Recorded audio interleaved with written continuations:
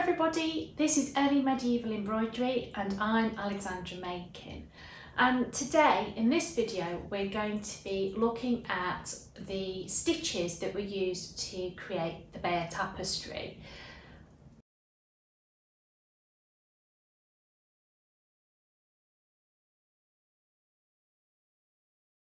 Now this tapestry, as I think most of you will know, is huge. It's just over 68 metres long, and we know that there is a section missing at the end, so it would have been even longer.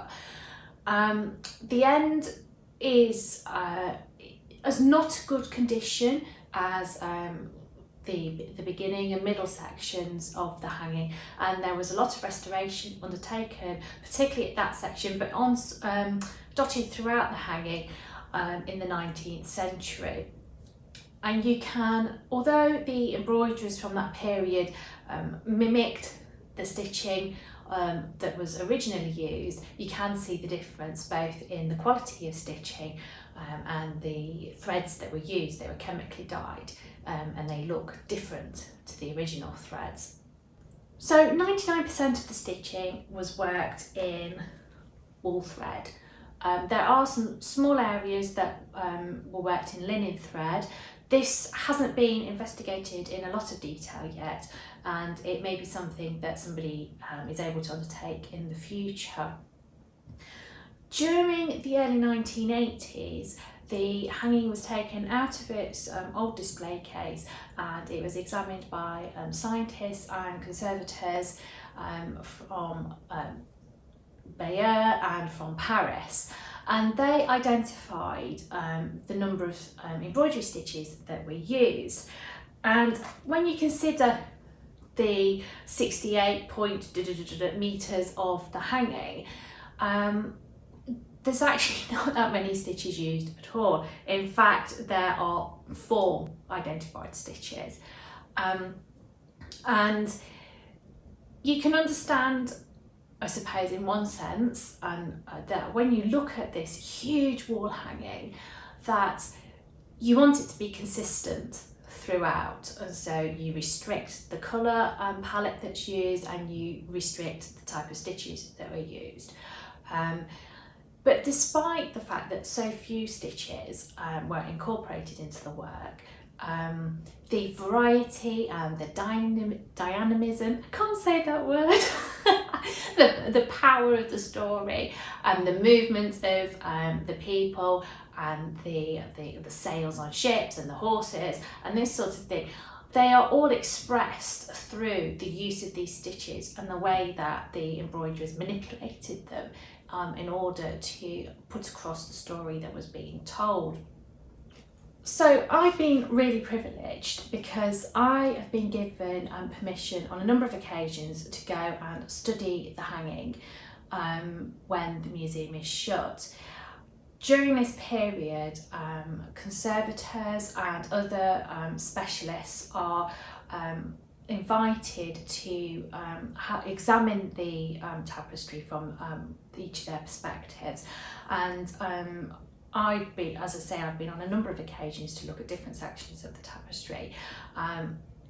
Despite that, I've only managed to analyse a number of small areas, and I hope that in the future I'll have the opportunity to go back and look at more areas and expand our knowledge of how it was embroidered from that. But from the areas that I have studied, it's obvious that the 4 stitches that were used with precision. And this, I don't just mean technical precision on the way they were worked, I mean precision in the way that they were utilised to tell the story, as I mentioned earlier. So the most famous and stitch that was used throughout the hanging is obviously the what we know as Bayeux stitch, sometimes called laden couch work. And I recently did a stitch focus video talking about this stitch in more detail, not just on the Bayeux Tapestry but across the early medieval period, so I'll put a link to that in the comments below. But on the Bayeux Tapestry you see that it is worked for 95%-ish of the fillings across the whole piece. And it's worked in really precise detail. The embroiderers, as well as thinking about the areas that they've got to fill and obviously timescales that they were working to, they were thinking about the motifs that were being constructed. So for example, on the horses, they didn't just work the stitch in one direction across the whole horse, they split it up. So you may find that the head and the cheek of a horse is worked in one direction, but then the jawline, possibly the neckline, are worked in a slightly different direction. And then the body is divided up, as are the legs as well. And this works particularly well when the horses are in the midst of battle scenes and they are running, charging at full pelt across the ground fabric, because the changing of the stitch directions, even though it's only something very subtle, actually brings these creatures alive, and it shows to some extent the muscles of the animals working, and it brings the action to life and shows the viewer that this is what's happening. It really helps embed that story, that this is a full-on charge occurring at this particular point on the tapestry.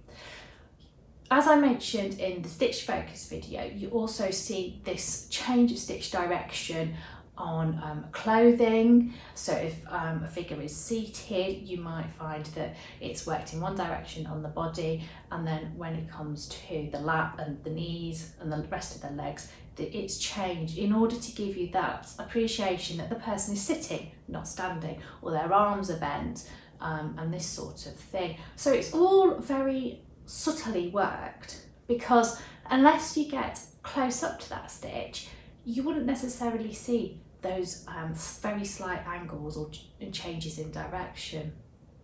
However, the stitch as a whole, particularly when it's worked in wool, is a very quick stitch to work. It wastes very little thread because the majority of it is on the front of the ground fabric, with only a few holding stitches, so to speak, or moving stitches on the back. And it is a good stitch for pieces that are to be viewed from a distance. So if, in modern terms, if you think of an altar frontal in a cathedral or a large church, or textiles in a theatre on stage, and those are all designed to be viewed from a distance, and it's the same with the Bayeux Tapestry. And so these stitches, when you're looking at them close up, they may seem well, they're not as fine as the gold work that you see on stoles and maniples, such as the Cuthbert stole and maniple. But when you view them from a distance, the reason that they've been used becomes obvious, and those subtleties can be seen across the whole of the tapestry, giving you that story and the action and that sort of thing.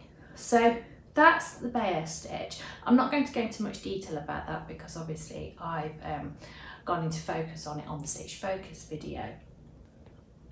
And the second stitch that's used is stem stitch, and this is used primarily to outline everything, but it's also used as a filling stitch. So you can see particularly on creatures in the border and other animals in the main frieze, but these creatures in the border, like the peacock and the griffin, that are a little bit smaller than some of the large horses and trees and things like that, they use stem stitch for fillings on, say, wings, or in small areas such as the head and the beak.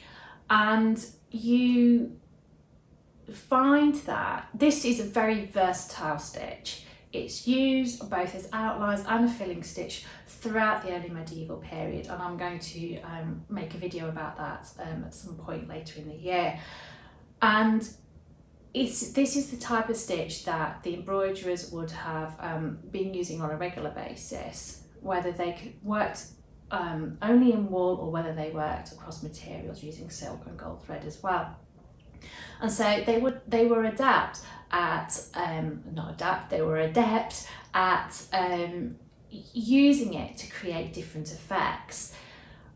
This stitch is very good for curved areas because it uses small stitches that can be manoeuvred round sharper bends, rather than the Bayeux stitch, the lead and couch stitch, where you have to split it up, as I was talking about earlier, and do chunks in different angles.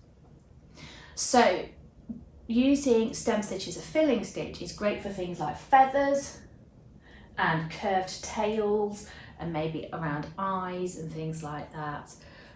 It's also a very good stitch for neatening edges because as a single line it can be worked quite finely. It uses up more thread than Bayeux stitch because the amount that you see on the front is passed through on the back in order to create each stitch. So you need to work it in shorter lengths so that the thread doesn't wear and fray as much, and as I say, it takes up more thread than Bayeux stitch does. So as with Bayeux stitch, stem stitch is seen throughout the hanging. And in the early 1980s, when the huge conservation analysis was undertaken, stem stitch was divided up into stem stitch and then double stem stitch, because on a number of the letters you see it worked in 2 rows. However, technically that is not a separate stitch, that still comes under the umbrella term stem stitch. So because stem stitch can be worked as multiple rows, as I said, as a single row for outline, or as double row on letters, or as lots of rows together for filling. So the third stitch that was used on the Bayeux Tapestry was chain stitch. This is used sporadically throughout the hanging, not very often at all really. You see it on single lines, so for example sometimes on the rigging of sails and ships, occasionally on the shafts of spears, and the majority of the time you see it on letters, and sometimes you see it worked as a single row and sometimes you see it worked as a double row, but you would still class that as chain stitch. Chain stitch is seen again sporadically throughout the early medieval period. The surviving evidence doesn't show that it was used as regularly as stem stitch, for example, but again that could just be down to what survived to today. So the earliest piece is the Orkney hood, which as I've mentioned in the loop stitch video, it's very early in our period. Its latest radiocarbon date is 615 CE, and there it was used to darn some cuts in the fabric. There's a possible chain stitch on the Kempston embroidery, which again I mentioned in the video about that piece. And then you move forward to the end of our period to York, where there's a lovely little relic pouch made of silk, and that has a Latin cross worked in stem stitch on it. So as you can see, there's evidence for it being used throughout the period, but it's not as regular or as popular. I hesitate with that word because obviously we're looking at surviving evidence here, but it is, and again it's used in a variety of materials, so you see it worked in wool mainly, but on the York pouch it's worked in silk thread.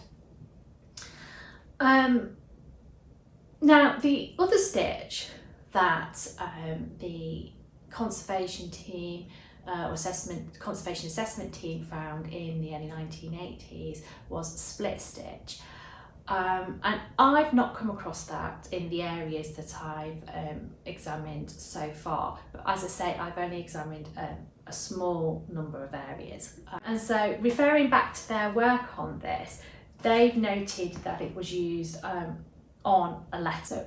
What I have found through my research is that satin stitch as being used. Now, I've only found this on a couple of areas, and I need to look into this in more detail as ongoing, but I found that satin stitch appears to have been used on small areas such as the eye and the end of the tail, particularly on this griffin, and you see it on the eye, and then small circles like these on the peacock.